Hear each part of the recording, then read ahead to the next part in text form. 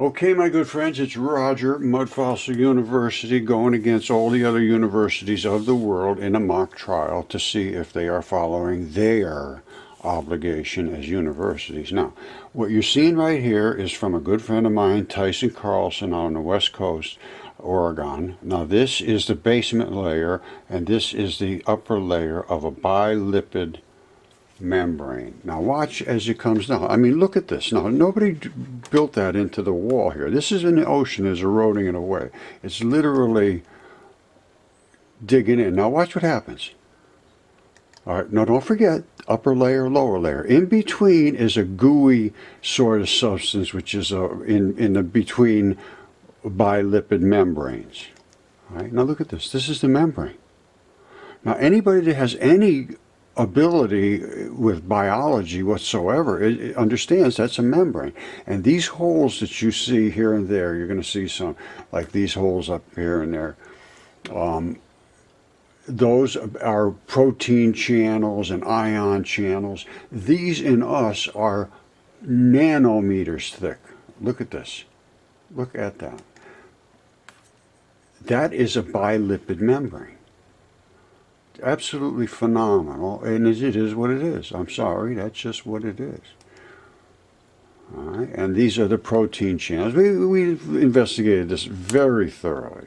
Now, let's go on to show you some other little parts that are pretty obvious too.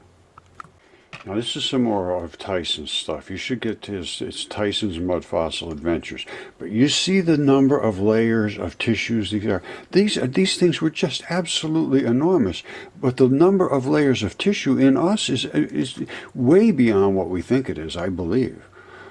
This is all biological stuff, decaying in a different number of ways. But this is real bloody, soft kaolin clays, which are the matrix of your body. And these balls and so forth were interstitium balls, more than likely, which they are what gives everything its integrity. All right, they lock in like this, which would be the skin-ish, which is really called fascia if it's inside the body, but it's basically skin that separates it from the rest of the body. But it has to be anchored there a bit. So there's balls that are stuck in. I've shown him a bazillion times. And he's in an area here that is just, it's all biology. I mean, that's all it is. It's hard for the average mind to be able to accept what they see. But see here they are. These are these interstitium balls. Now let's just go look at some of those real quick. But those are the things that are in the real soft, flexible areas, because they anchor these areas so that they can come back after you pull your skin this way or that way. All right, I mentioned interstitium. Well, this is what the interstitium is. That's your top layer skin or whatever, and then you have a flexible layer. Well, you also have this on your organs and so forth, because they can float around. And I showed my this is the same sort of stuff. It's a fabric stuff. This is a DNA certified mud fossil lung, so I'm not just guessing. Now, these are the interstitium balls, and that's the same stuff I just showed you with Tyson stuff. And the rest is eroded, that like reddish clay, and those balls. The straps go away. They're not really strengthy. But let me show you what does happen. Well, let me show you. All right, you remember that basement layer. Well, this would have had a basement layer, and then all those stone balls would have, well, not stone balls, they're biological balls, and tissue, and then there would have been, just above it would have been the skin. This is the eroded flesh, and it turns into mud. I mean, it's just what it does. And that's what mud and clay is eroded skin.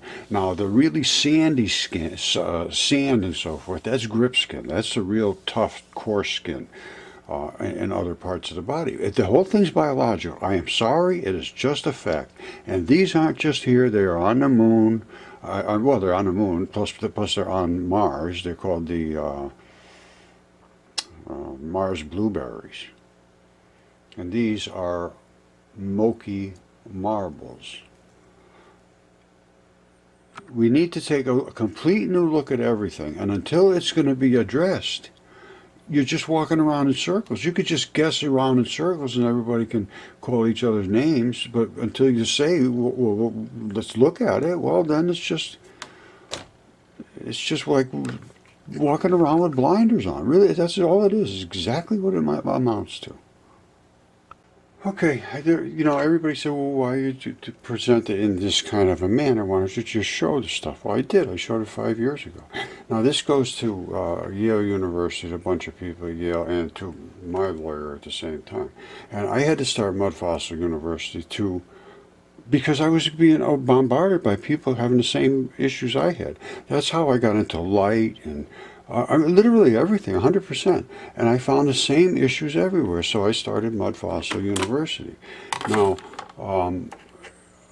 I was trying to get through to Yale, and I said at the end, I just said, my question is, are you willing to examine my fossils?